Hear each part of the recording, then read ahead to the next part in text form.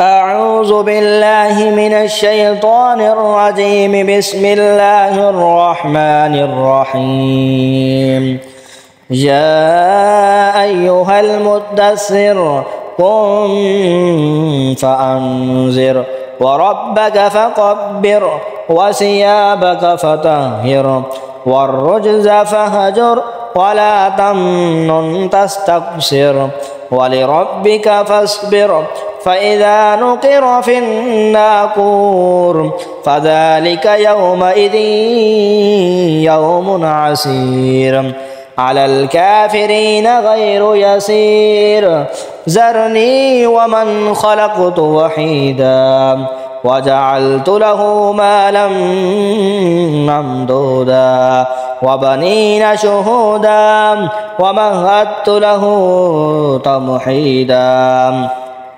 ثم يطمع أن أزيد كلا إنه كان لآياتنا عنيدا سأرهقه صعودا إنه فكر وقدر فقتل كيف قدر ثم قتل كيف قدر ثم نذر ثم عبس وبسر ثم أدبر واستكبر فقال إن هذا إلا سحر يؤثر إن هذا إلا قول البشر سأصليه سقر وما أدراك ما سقر لا تبقي ولا تذر لواحة للبشر عليها 19 وما جعلنا أصحاب النار إلا ملائكة وما جعلنا عدتهم إلا فتنة للذين كفروا ليستيقن الذين أوتوا الكتاب ويزداد الذين آمنوا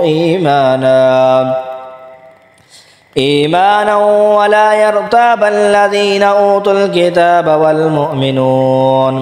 والمؤمنون وليقول الذين في قلوبهم مرض والكافرون ماذا أراد الله بهذا مثلا كذلك يضل الله من يشاء ويهدي من يشاء وما يعلم جنود ربك إلا هو وما هي إلا ذكرى للبشر كلا والقمر والليل إذ أدبر والصبح إذا أسفر إنها لإحدى الكبر نذيرا للبشر لمن شاء منكم أن يتقدم أو يتأخر كل نفس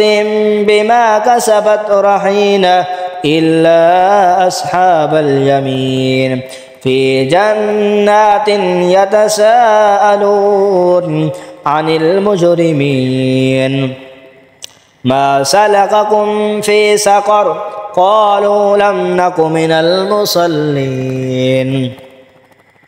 ولم نك نطعم المسكين وكنا نخوض مع الخائضين وكنا نكذب بيوم الدين حتى أتانا اليقين فما تنفعهم شفاعة الشافعين فما لهم عن التذكرة معرضين كأنهم حمر مستنفرة فرت من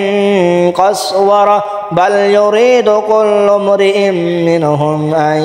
يؤتى صحفا منشرة